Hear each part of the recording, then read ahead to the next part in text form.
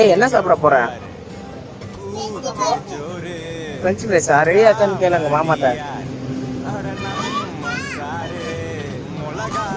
கொஞ்சம் சீக்கிரம் தாங்கன்னு சொல்லு.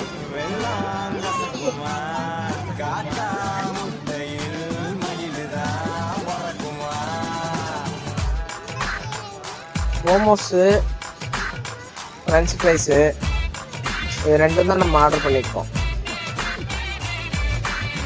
இப்போ இறங்கி போய் கேட்டுவா.